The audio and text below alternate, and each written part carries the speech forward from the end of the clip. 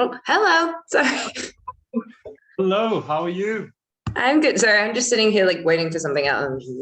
Wasn't paying attention. I'm here now. Hi. How are you? How are you doing? Can you hear me I okay? am I am all right. I am all right. I had a week off last week, and whenever I do that, I never come back to it feeling like, oh, I feel so rested. I always come back to it being like, where do I need to be now? Okay, yeah, I know what you mean. I always Yeah. say that whenever I go on a holiday, I need a holiday to recover from my holiday. Yes. Yes. All right, so I see you got your coffee there, or tea, or whatever you got. Yes. Amazing. How you been okay? I've yeah. It's been in terms of what? Because it's all very different category. I mean, how are you? What's been going on with you? Um, I've kept a timetable going. Uh-huh.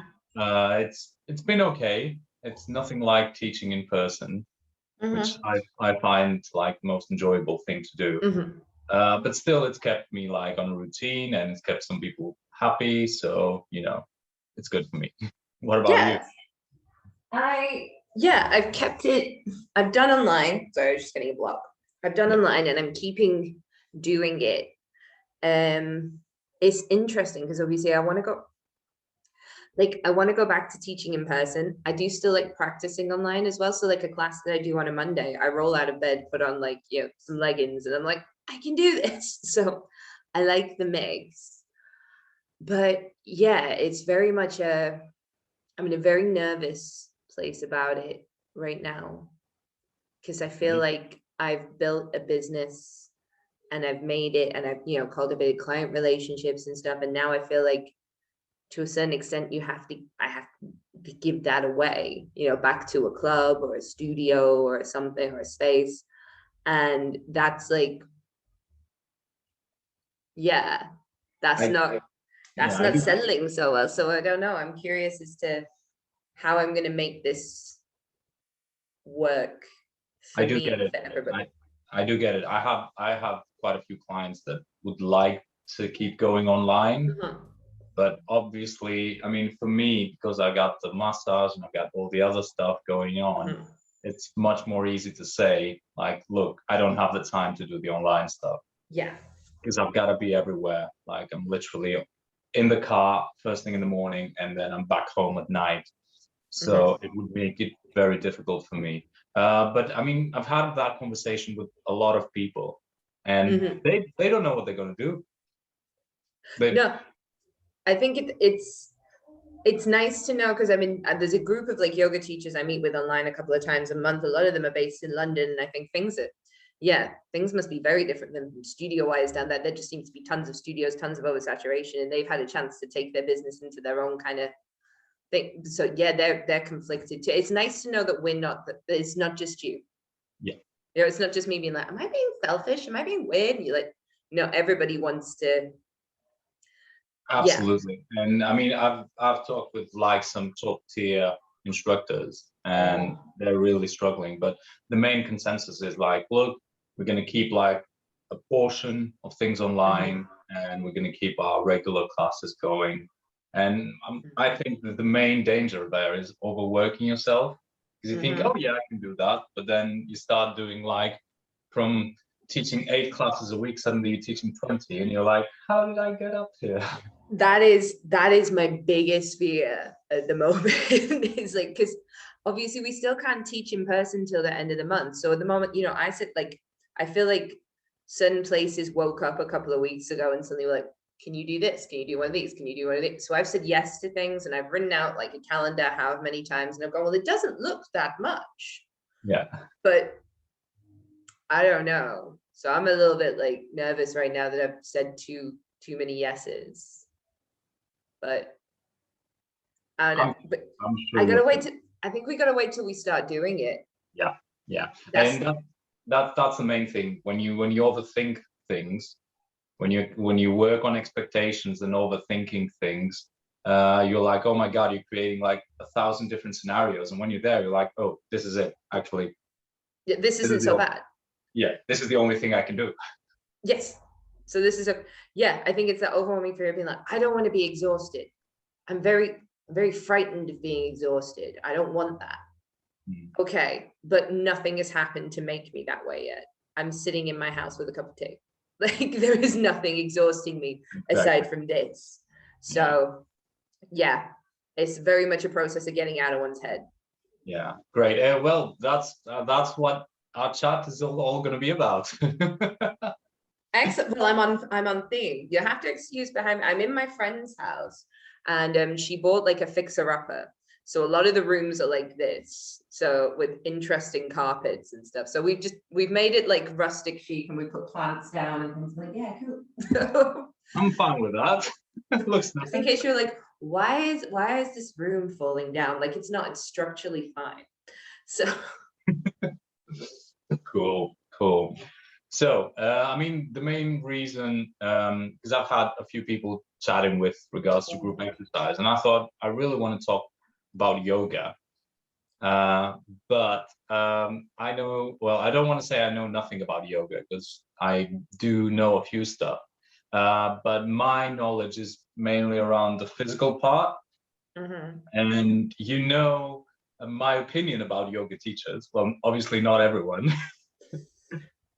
but most of them.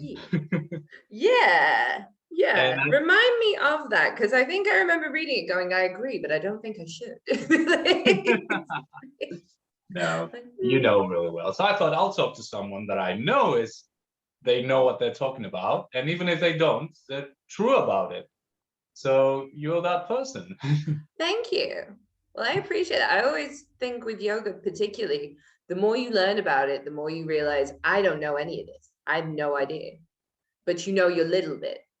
And even then, somebody will then teach it from a different perspective. Like I've recently had a different theory teacher come at a lot of this stuff from a completely different angle, and I'm like, oh, okay, was I wrong? You weren't wrong, but there's so much, it's philosophy, Yeah. and therefore it's open to perspective. So the worst thing you can do in that is sit here and go, this is what I know about like Muladhara chakra, and that's it, and that's fact, because it's not. So Cool. Yeah. No, I get it, and that's my biggest problem with a certain yoga teachers, and I'm only kidding. It's not the majority. It's probably like a 10% who think really high of themselves. It's that they come across as assertive figures that we've discovered the meaning of the world, and you're just puny little people that have to listen to us. So that's my issue with yoga. So first thing, because I know this from Pilates as well, there's now you can do like 100 different styles of Pilates. How does someone choose what kind of yoga to do? how did someone, or how did I, or how do people? In general, you choose. It's your time. You pick what you want to say. I mean, I mean, when I first started doing it, I hated it. I thought I did it because body balance wasn't on. I wanted to go do, I was like, I like body balance. This dance is a routine. It's not, it's like, fine, I'll do yoga. And I hated it, but I liked the lying down bit at the end. So then I tried to recreate that without doing all the other stuff. I'm like, right, what's that called? That's called Shavasana. Right. So if I put into YouTube just that part, then maybe someone will read that. And I was like, I can't get that bit without doing all the stuff first, which I think that's very endemic of like the West, isn't it? It's like we want the end product, we want the goal, we want the handstands, we want the backflip, we want all that, we put the leg behind the head, but we don't want to do anything to get it. We just want to get to that bit. Yeah. So that was I wanted the lie down part. But so I kept going back, and then eventually I really liked it. But I liked it enough to make it my career. So yeah, kind of into it. But there's this type and a style that will suit you for what you need at that time. And you will often, and I will change with that. I can only speak from my personal experience. I can't tell you what to do. Yeah, absolutely. Absolutely. So I know last year I was practicing a lot of tripsikari, which is like, it's almost a performance technique because it was made by acrobats. and it's a very, very strict style. And I kind of enjoyed that strict style because it gave me, I knew it was on at 10 o'clock in the morning every day. I was going to get up, I was going to do that. The sequences were the same. I was going to, that steadiness was working for me. But then at the start of the year, I was like, I don't want that. I feel like I've got enough rules going on in my life. I don't want rules in my body as to how I'm going to breathe and how I'm going to move. So I started doing the more kind of like dancey mandala ones where I'm like rolling around on the floor. I'm like, I want to be able to roll around on the floor and do what I want. So I don't want somebody telling me like, no, you have to hold your breath. I don't want that. So that's where I've come to with that and picking a stat. Yeah. And I think the more open you are to doing that, rather than, and you can put the practice down as well. You can put so I'm not on fire, there's an incense stick. You can, like, you can, it's a small fire. You can put the practice down and step away. And what I think the greatest things that you can actually do if you're too ingrained in it, and especially as a teacher, if you're too ingrained in teaching, is put the whole thing down for a week and then get up and be like, actually, what do I want to do? And that might be the same with you might want the classical Pilates sequence, you might crave that. Like, yeah, or you might crave something a little more restorative in your body, but the best thing you can do for it, if you can't figure out what you want, is to walk away from it. Yeah, no, it's because very the physical is one part of it. The physical is one part. See, that's a very important thing to say, because I've been telling people, because people always ask me like, oh, is body pump better? Is Pilates better? I'm like, nothing is better. No. It's like, what do you enjoy doing? And the problem with when it comes to fitness is usually we find one thing, we stick with it, and we become like cultists. So yes. If you do Pilates, you damnate yoga. If you do body pump, you damnate Zumba. It's like, oh, they're something else. They're not like us. Yeah. And everybody has different expressions. So sometimes you want to dance, as you say, sometimes you want more structure. You want to do squats and deadlift. And people find it hard to understand that. You can change. Yeah. It's like your dinner. You don't want this. I mean, some people will want the same thing for dinner every day. That's fine. But if you want something different, you can have it. And it also it's not necessarily detrimental to your body, to your training plan, to your goal. I mean, unless your goals are like super specific, like, you're training for a powerlifting thing or something, you have a competition in mind, then maybe it might affect that. But it's not gonna, if you decide that you don't want to do like super, super strong, like Ashtanga yoga for a week, you want to go lie down, do some yin for a week, or even you don't want to do the physical stuff at all. There was a period of time last year where I kind of didn't want to teach physical yoga anymore. All I wanted to do was do Kimberly Wyatt's Pussycat Dolls dance workout and teach breath work. That's all, because I was like, this is what's making me happy. And that's a big part of it. So if you're like, actually, I don't want to sweat on my mat for 45 minutes. What I want to do is maybe go sit outside and take 5 minutes of good deep breaths. That's fine, because that's part of it. Yeah. And that's only going to be good for you.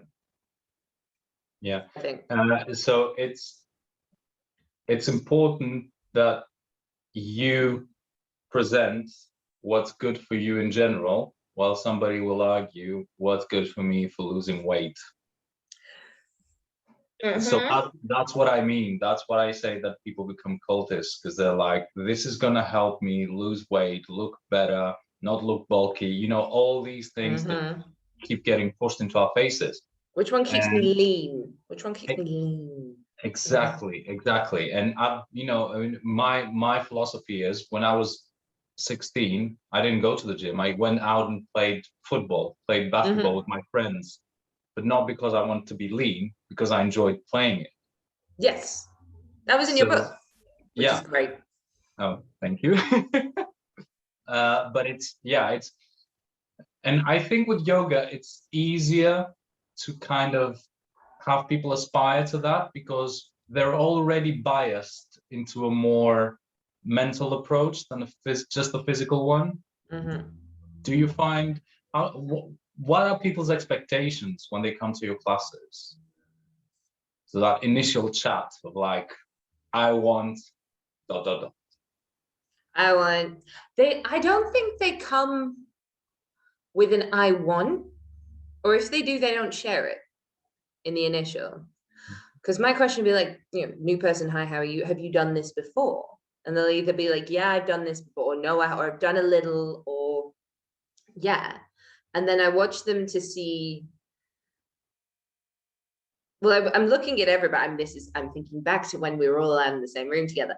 But even on that, like, I'm looking to see, like, are you going to go with it and see what happens? Because I do teach a strong practice most of the time, but that's what I do. So I have classes dedicated to other things, but like, yeah, I would see what happens. And actually with the slower ones as well, asking somebody to sit with themselves in stillness in a position for 3 to 5 minutes, that's big. Don't underestimate. Like, yin is for beginners. Yin is not for beginners. You have to sit with the voices in your head for long periods of time. That is the stuff we're trying to avoid most of the day. So whatever they come into, like, yeah, see, like, are you wriggling? Are you looking around to see what someone else is doing? If you're online, are you going to go get the door? Are you going to stop? Are you going to, yeah. So I'm saying, like, how into it are you right now? And it's not like a test. It's not like, are you really focused? Have you reached nirvana? But it's like, where is your energy? And did it drop down today or didn't it? And I have people that come to me regularly that, like, I've cultivated relationships over years that some days, they're just not there. I had a lady drop out of class like the other night. She was like, I can't, not today. Tried it. No, I know her very well. Fine, cool.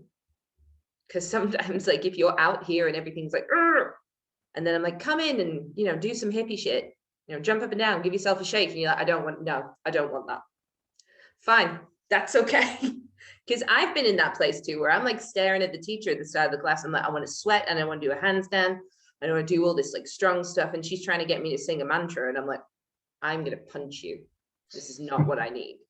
So yeah, it's whether or not people can acknowledge what they need, if they can stay in the room or if they can't stay in the room. And some days, I remember reading something about like the journey of the warrior is to, you stay on your mat.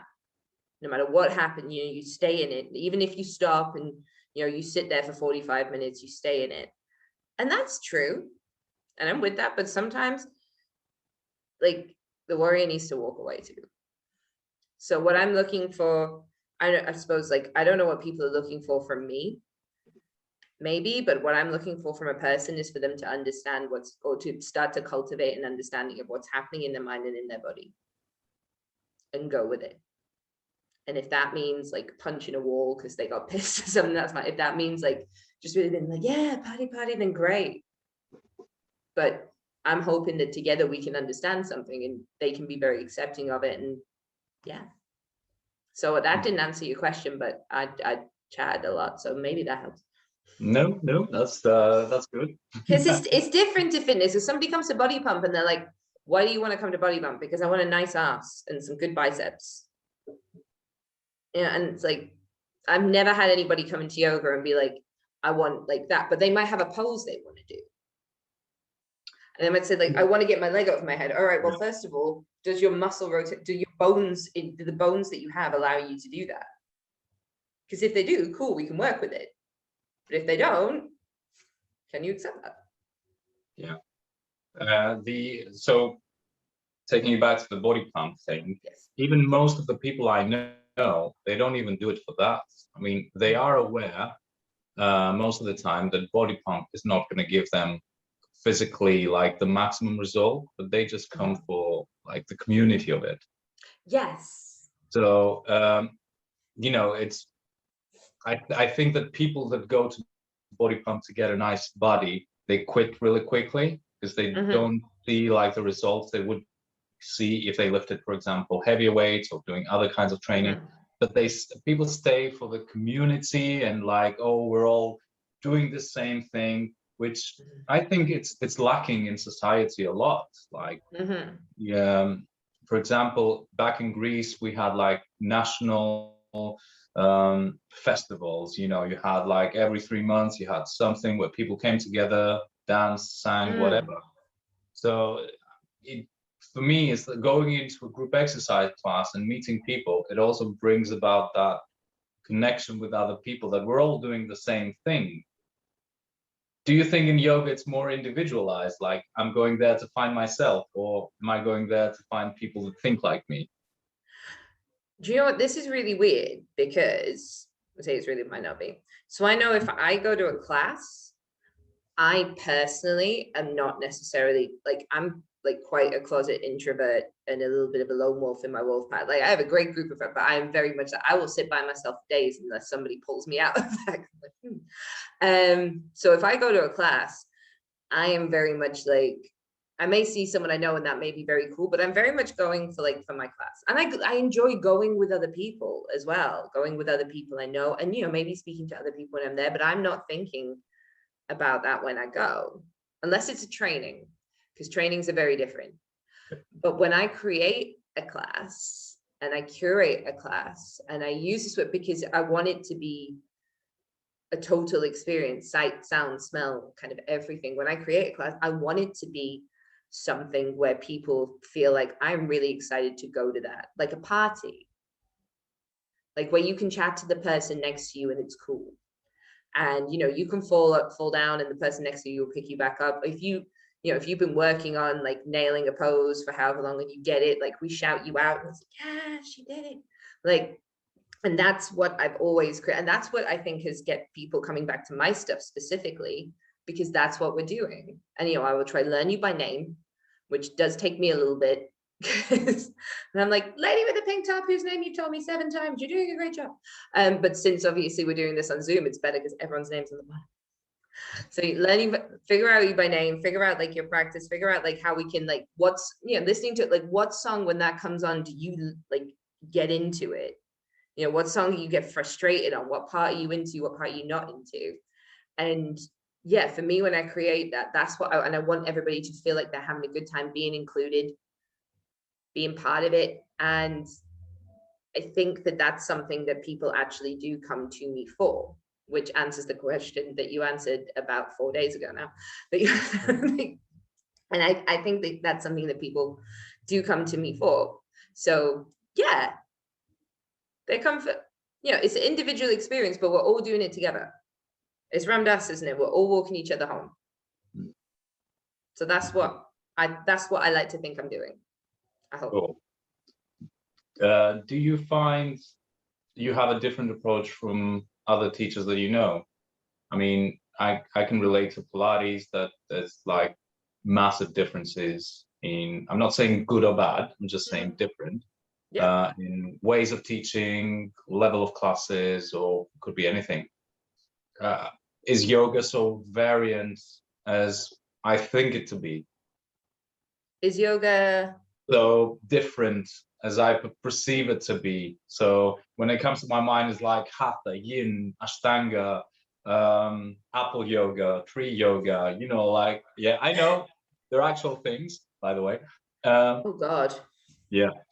So, when someone sees like 20 names and has to choose a class, can he, because the movements, like the asanas more or less are the same. Yeah. What changes? Ooh. It's a tough one, isn't it? Isn't it? Well, like, so for example, Ashtanga and Rocket are never necessarily going to change because Ashtanga is a set sequence and you are always going to do that set sequence. That's the point of that thing. That is the set sequence. You come back to, that doesn't change, you change within it. Rocket is Ashtanga with a personality, as my friend refers to. I don't, but it like, so it's, sorry, but it's like, yeah, it's the funky version where it all flows together. But realistically, there are, if you come to the roots of that, there are 3 Rocket sequences. They're not going to change unless the teacher wants to change them, which is one of the great things about teaching that. Because you're like, right, we know where we're going to go with this. Yeah. So we can really get into it. That's cool. So yeah, and that's the point of those, for me, that's the point of those practices. It's a linear thing. It's your standard. It's like when I said I wanted the Tripsikari thing last year, because there was so much crazy happening. I'm drawn back to these practices where it's this, then this, then this, if there's that happening, because the world outside might be whatever it is, but I know in here, this is all it's ever going to be. So this is great. And then for the other stuff, well, it's how you want to feel and what you're looking to do with your yoga. Okay. So There's a lot of personal autonomy over it. And I think as yoga teachers, sometimes we're too prescriptive. I'm like, if you do this, it will fix this. If you do this, it will change this. If you come to my class, I can make you feel like this, this, and this. I can't make you feel like that. I can give you some stuff to do, and I can give you my intention behind why I've put it here this way, and tell you what energy I'm working with. If there's a chakra, if there's a star sign, if there's something, but I can't make you feel that way. And I'm not trying to prescribe that to you either. I get it completely. So let's say somebody wants to try yoga, but they have, let's say, religious limitations, or they don't want to do it because they feel like it has a religious background, and it will affect them personally. There was a very funny paper created by the Greek Orthodox Church when they said that yoga was from the devil, and all these nice churches. So let's say somebody has like some idea that yoga has a religious background and will affect them. What would you say to that?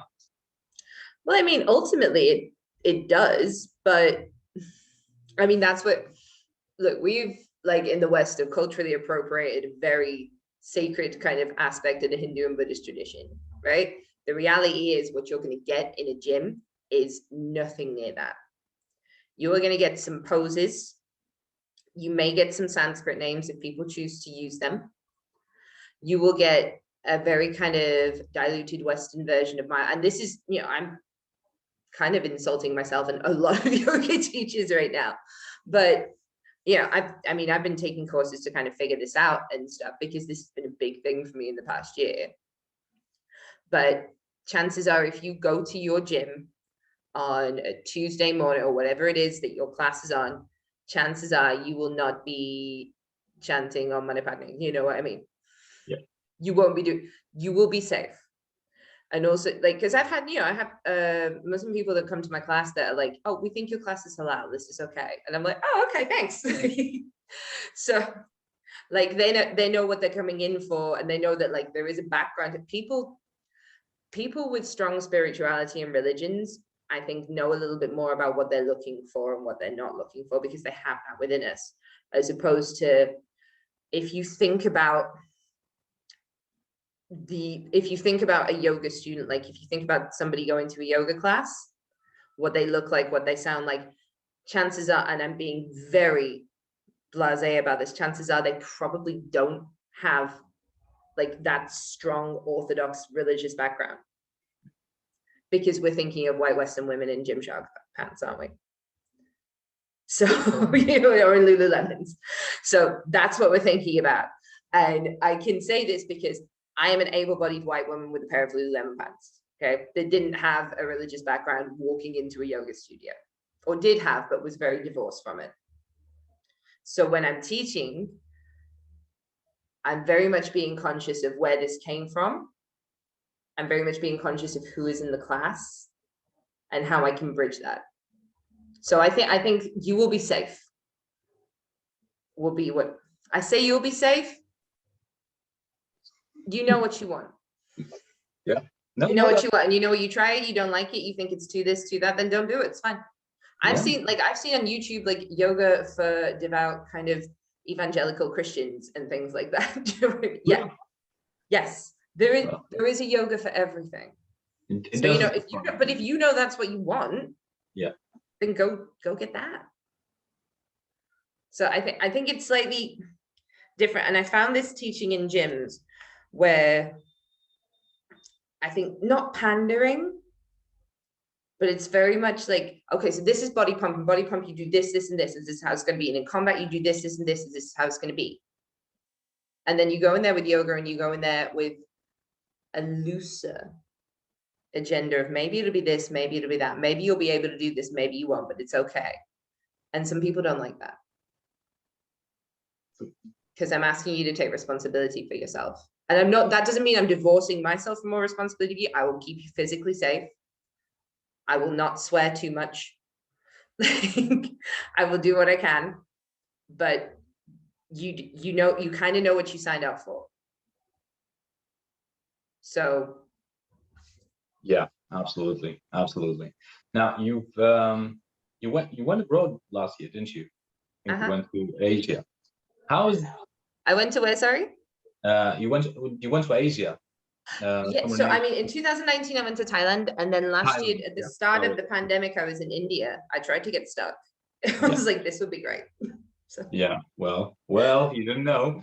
Uh, yeah, so how is, I mean, you know, it's this is fascinating for me as well. How is the culture different there? How is yoga perceived as a practice?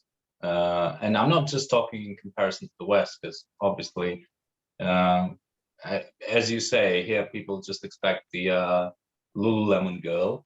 How is it practiced within their daily lives, or how do people perceive it there? I honestly couldn't tell you, because so when I went to Thailand and I went to do training, I was in a beautiful retreat kind of location with like beautiful like huts built into the coast, into the cliffs, with beautiful shalas overlooking the sea. There weren't Thai people there. Yeah. There were Thai people working there. I can't tell you how that integrates in terms of that. It felt very, because it felt like here are some white Western people doing like lunges and handstands and drinking green juice. And then down the road, you have a beautiful temple, or every, like, you know, so often beautiful temples, beautiful. They have the things outside the homes to keep the spirits away. You actually have the integration of what the yoga is beyond the asana. So, and the things like with the massage, with the purification of the body, with the breathing, with going to the temples and making offerings, like that's where the yoga is there.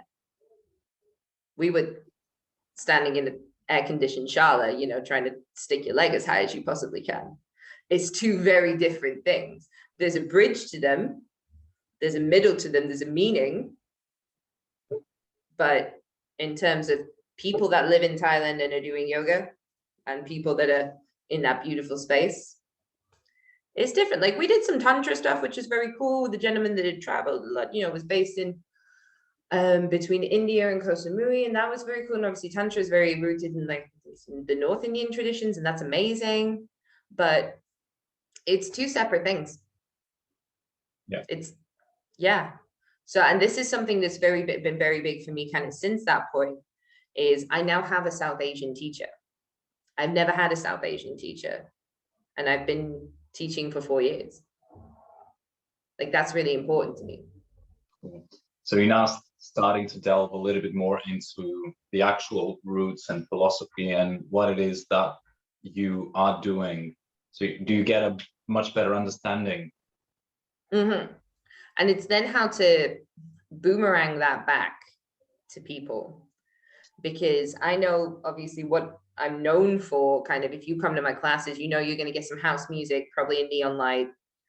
I'm going to ask you some kind of questions as to where they're thinking this. I'm going to tell you what my intention is, and that's cool, and that's one way. But I have to make sure I'm doing that, like honoring where this came from, and also once again not being prescriptive with it, or not being like, no, this is what Muladhara is about. No, this is what the Kleshas are about. Because I've learned it from like 3 completely different perspectives now. Yeah. Maybe neither one is more right than the other. But if I'm going to talk about it, I got to bring all of it in. Otherwise, I kind of take it away from where it's come from. And I'm like, right, well, then we'll just call this like, I mean, I take yoga out of what I do, what I market a lot now. If I'm doing mandala, like, yes, mandala is a beautiful practice, and it is based on like various different yoga things. My teacher Dulce, she's a Mexican lady. She has studied with Larry Schultz, she did Rocky, she's in India, she's with all these different things. It's definitely yoga, but it also includes a lot of philosophy from her kind of Mayan culture as well, which is amazing. This is very cool, but also that's also not my culture either. So what am I teaching? Well, I'm teaching mandala movement, which might invite you to go somewhere else. Yeah. Do you find you're putting like personal elements to it? So are you creating like your own mesh, like presenting something that's genuinely coming from you and everything you've accumulated, so that because you know, many times we'll just take something and pass it on as it is, like, oh, Mhm. that's how I learned it, this is how I give it to you, without adding our own perspective. So do you find that's changing you? Yeah, I have to add my own perspective. I can't not, because otherwise it's not authentic to me. And I think part of the reason why you go to a yoga class and you'll go to yoga class with your teacher is because you kind of like your teacher, and you kind of you trust what they're saying, and you trust where they're going. And this can be very dangerous, because obviously this can lead to, my guru is better than your guru, etc. Like, I don't want to be anyone's guru. Like, I don't have any idea what I'm doing. Okay. Like, I know as much as like anybody else does on this stuff. And I'm very honest with that. Like, I can't tell you where you need to go, but I can help you read your map. If you come with your map, I can, you know. So I have to kind of, because I've learned a lot. And prior to yoga, I have a dance background, and I know dance anatomy and dance alignment. So that's always going to be involved for me. Like, if I tell you how to stand on one leg, I will tell you the same way how my ballet teacher told me how to stand on one leg, because that makes sense to me. So that's how, in the same way, a rugby player will teach you how to stand on one leg in the way that their rugby coach. I mean, I don't know if that's something that happens in rugby, but maybe it does. But that's how they'll tell you, we're all going to have a different way of telling you something. So I can't pretend that I don't know that, so I can know the other thing more. It's going to be an integration. As long as we're acknowledging where it's come from, we're acknowledging our own teaching lineages, and we're being respectful of things, then yeah, we're all just doing the best we can. It's here now. So if you want to, and if you borrow something, it's of my opinion that if anything you borrow, you have to look after it better than your own, except for this room, because it's trash. It's art. It's It's very art. artistic. Yeah. If that makes sense to you, perhaps. Absolutely, absolutely, and you are very right. I think you have to build your own perspective, as long as it's Mhm. not intrusive. Like, this is the way. This is, No. and sorry, Yeah, yeah. um, and I think that's what brings people back to you. That you are being genuine, like introducing things in your own way. For example, you see that a lot in, let's say, body pump. I know we've bashed on body pump a lot, but Like, I've you only know, been once, and it was really hard. I just want to be yeah, like, it's yeah. hard. I've been teaching body pump for like 5 years, so I know a bit more about it. But still, so for example, people teaching body pump, you get a DVD, you learn the DVD, and then I've been to classes, and they literally just quote the whole DVD in the class every single time, and it's not genuine. It's not what people come to see. They come to see Mhm. you for what you are, and sometimes open up your problems so they can open up their problems. So Mhm. I find that creating a personal teaching style is very, very important for people to come back to, like, to create a connection with you. Mhm. So for example, I'm teaching, you've never done one of my classes, have you? Pilates. No, I'm scared. No. Well, I would never make I can't jackknife that way. No, I would love to, but no, I No, have not, alas. no, but I mean, the thing with Pilates is not like a pure exercise. It's gymnastics, it's yoga, it's Hmm. ballet, it's boxing. So sometimes, like I'll throw in a yoga exercise in there, and people tell me like, "Oh, that's not Pilates." Like, like, that's not in the original book, and I'm like, Mhm. "So what? Okay. Why do you care?" Like, Yeah. you're here to move, you're here to improve your proprioception, your movement, your Mhm. understanding of movement and everything. Why does it matter if the hand goes there or if the hand goes there, as long as it's safe? Mhm. So yeah, It's one of my teachers, like last year, he was very much like, um, he teaches in target areas for all of the asana. And he's like, whether or not you're doing it in a yin style or in a kind of more yang movement style, he's like, right, your target area, your sensation should be, warrior two sensation, hamstring, inner thigh, openness through the chest. Are you getting that? Okay, then you're in it. So, yeah, and because I've taught in very kind of key focus, like alignment, where I'm like, and keep going and pull this and that. And I can, yeah, that's cool. But like not everybody can bend is like, I'm super bendy. Like I've had to work very hard on growing muscles. So not everybody's like on the floor, like, yeah, warrior two's great.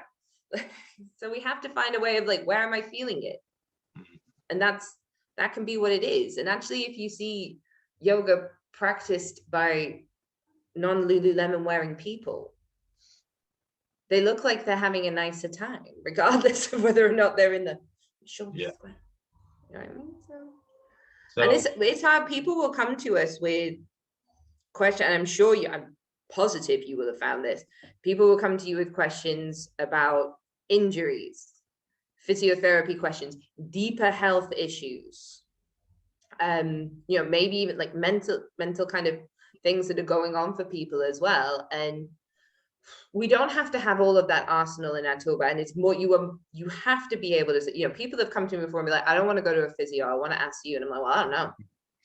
Yeah, absolutely. Yeah, that's what we have to, not as instructors, as teachers, like if there is something that you know about, and if there is space that you can hold for that, and you feel comfortable with doing that, please feel free, go on in. But if people are asking you things that you don't know how to answer, don't answer them. It's not your responsibility. And the more you make it, the more you put yourself in a risk. It's not that's great advice. So having said that, and sorry.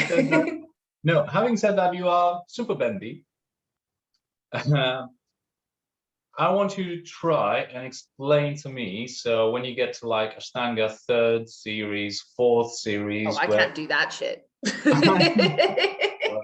I'm guessing you can. I definitely can't. But I mean, why is that progression into doing like super ridiculous things? Like how does that affect the body, or what does it bring about? So does something happen when you, like, I don't know, touch your toes in a handstand while hanging off a bridge or something? Yeah. Why such an extreme? For me personally, I'm going to answer like on my own opinion, but first of all, I'm going to probably say from like, I'm guessing from a wider perspective, because it looks cool. And it does, because it does look like, I've seen you press up into a handstand, like it looks really cool. And there is, as somebody with an able body that often takes these things for granted, but I do have an able body. How I've always learned and kind of managed my feelings and managed my insight from dancing from a child is by movement, and is by kind of feeling into all these different places. And there is a certain level of calm and control when you're trying to, I mean, I can press up into a handstand, but with like pinches or other such things, there is a certain level of, I am fully in this one moment right now. If I move this toe, this will happen. If I move this elbow, this will happen. Like it's very, I'm sure like Bruce Lee has said things like that when, he's doing like those dragon things. They're very like, they're meditative places because you're fully in every aspect of your body. However, you don't need to be doing all this crazy shit for that. Like can you be feeling it when you're seated? Can you be feeling it holding a nice twist? Can you stand where you are and feel it? Because if you can, that's way more yoga than being able to do it while like, I can only reach this level of kind of calm and kind of perspective and introspection if I'm standing on one leg. If you can do it, like it's just standing here right now and I'm like, I'm here. That's way more than that. But we like to challenge ourselves. There's nothing wrong with wanting to challenge yourself. There's nothing wrong with wanting to master something. There's nothing wrong with mastery. It's the same way of like, I really want to, deadlift like 200 kilos. It's far too much. But if that's your goal, okay, well, there's nothing wrong with wanting to master that. In the same way, I want to be able to put my foot on the back of my head in a back bend. Okay, cool. But that's not the same as reaching samadhi or reaching nirvana. I mean, it might be when you get there. But I put the foot on the back of my head and I didn't figure out the meaning of life. If anything, I went, oh, that's too much, that's too much, that's too much. I don't like it. No, no, no. So yeah, mastery and yoga, they're two different things. Yeah. But both are still nice. And they will teach you something about yourself. The learning process will always, as long as you're invested in the learning process, if all you're doing is going, I want to do a handstand and I want to get to handstand now, then that's that Western way, isn't it? We want to get there. We want to get to the end product. If you're enjoying the process and the learning, that's great. And you know what? You might never be able to do it. I might never be able to do it. I'm okay with that. It's cool. I'm having a nice time. Yeah, it's, you know, I totally agree with that, because if you remember the book, there was the chapter about discipline on Yes. like how to, if you're looking to work towards something, it's that the work you put in. And you know, you said it's like it's with everything, whether it's handstand or something, it has to be a process that you enjoy. And I find lately, so I've been watching like not so much the yoga scene, but the things I like. And what I see is people who were acrobats or gymnasts at a younger age suddenly now claim to be yogis. And you see things like planches, you see things that are very like gymnastic-y, and suddenly it's yoga. You know, like if you do a planche into a handstand, suddenly that's yoga. And I think it undermines a lot. I'm not saying there's no handstands in yoga, but I think it undermines a lot of things in terms of what it's really about and how we market it to you. Like, because you can call it what it is. Like you can go, look, this is like gymnastics, acrobatic based workout. And that, you know, it doesn't sound initially, it doesn't sound as sexy. Whenever it's like, oh, it's not yoga, because yoga, you know, it's 2 syllables, it's easy. yeah. As opposed to, you know, this is calisthenics. Like, but people like calisthenics, people want to do that. So call it what it is. I saw a video, because obviously there's certain things like recommended ads on your Instagram. I don't want any of this shit. But there was a guy where he was like teaching advanced arm balances, and it's a guy who's obviously like been in, you know, he's obviously done things when he's younger, and he's obviously exceptionally able and exceptionally strong. And he was doing like a one-legged kind of crow, so you've got one leg there, but the other leg is going up behind you. And I can just about do that now. And I know kind of how I'd get into it, but he was like, yeah, so you put your knee on your arm and then you just extend your hamstring and your heel goes up. And I'm like, oh, sure. You just extend through the hamstring and the leg goes off the floor. Sounds like the 5-minute splits videos that I watch from time to time. Get in the splits in 30 minutes. Like, no, you can't do that. You can't do that, because also like your bones might not allow you to do splits. Your hips might be in the socket too far. Like then you failed. And all you're trying to do is rub a bone and stop doing that. Stop giving people quick fixes for shit that's like cool or whatever. Like if you want to learn to do the splits and you can't do the splits, it's going to be hard. Or maybe it's not going to be hard, but you have to put some time and effort into it. You can't do it in 5 minutes. If you want to lift your leg off in a one-legged crow, you can't just simply extend through the hamstring. If you've never done that before, it's not going to work. You have to practice. Absolutely. Yeah. And here's the funny thing. I mean, I'm working with a group of ladies, and we're all, I'm getting there to do the splits. And I think we've been on it almost a year. We started last August, and they're doing a great job, like an amazing job, because it's been 8 months of hard work and they're getting there. But I think, you know, it's like they understand how much work there needs to be done for the body to change. And there's 2 readings to that, because on one side they see, first of all, that it's possible, because they thought it would never be possible. But also, second of all, like it does take the work and time. So you said, and this is something I like people to ask, because you said there's like, oh, this man and stuff. I find that I always say that the fitness industry is quite sexist. I truly believe that, because men get preferential treatment due to the fact that most of the public is women, and I can attest to that in Pilates, definitely. You know, even not even from a personal experience, but also from other amazing like female teachers that I know that get judged just by the fact that they're female. Does that work in yoga as well? Do you find that maybe guys can escape with a few things, like not being as high level as other females might be? I'm not No, telling you to give me any names. no, I think that, and I know some male teachers that have said, like, I have done as well, I did well quicker because I'm a good looking guy. Because this is like, it's a majority female audience. There's rarely a man that's a teacher. It's like, it's the same with ballet dance, because the emphasis was on the woman for so long that the moment a guy turns up, it's like, oh, men, bring them in.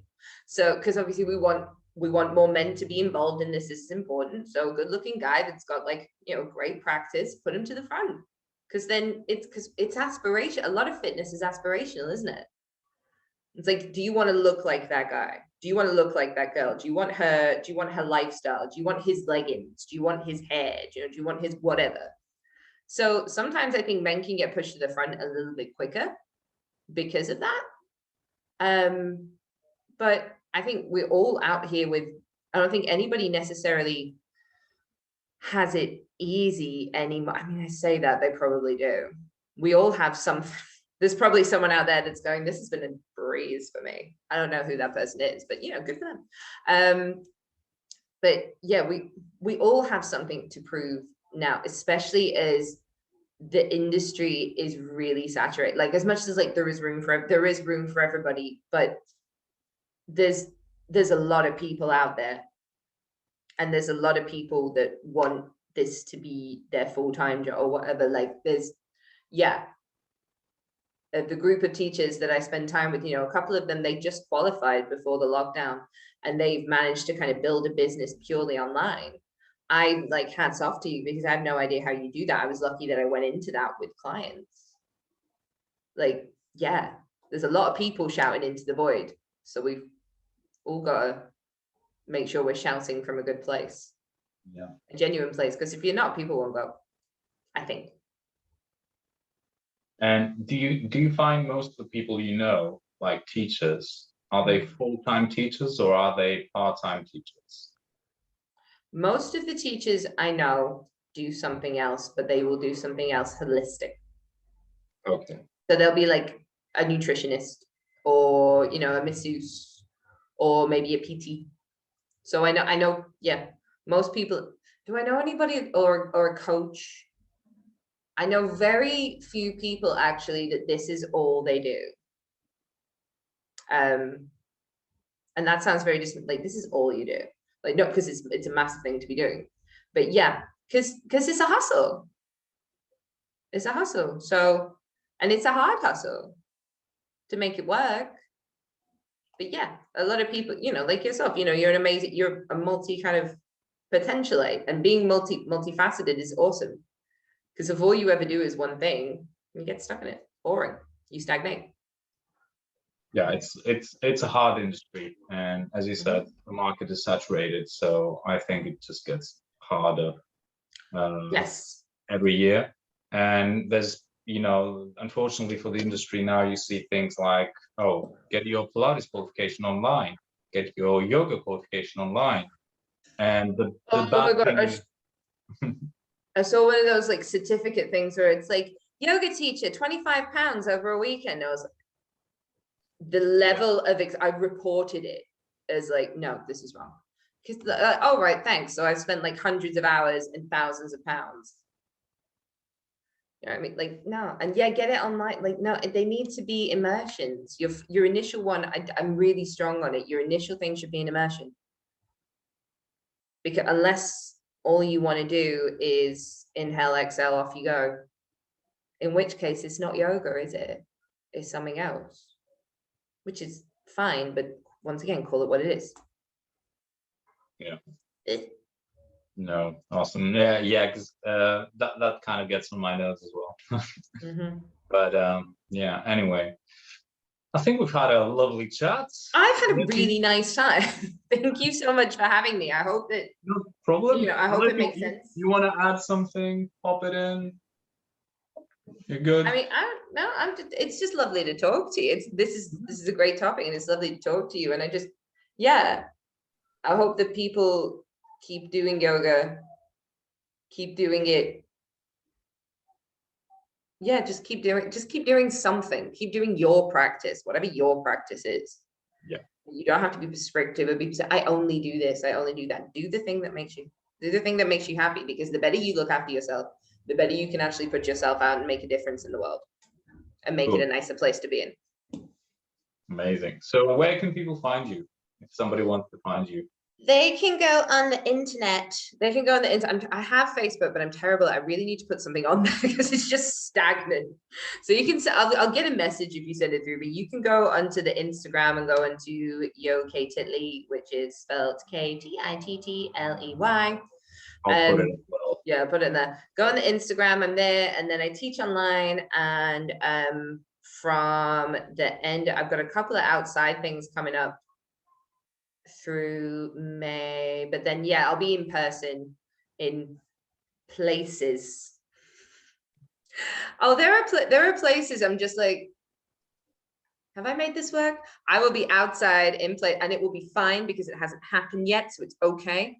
So I'll be in person. You can come, and if you have any questions about what yoga, I teach lots of different things. If you have questions about what style you think you want to do or anything like that, let me know. And I can help you out. Because even if it's not with me, even if you're like, your shit looks weird, like, I'm like, right, well, what do you want? Like, who do you want? And also, please remember that you don't have to, like, once again, able-bodied, been doing this for a while, like, this is like my vessel.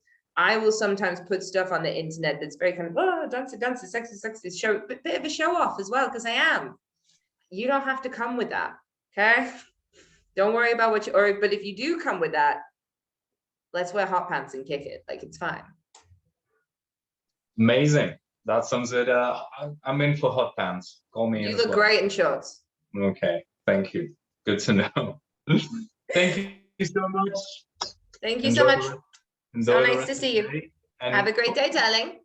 Hopefully I will see you from close up from next month. I would like that. Okay. Take care of yourself. Thanks, love. Bye.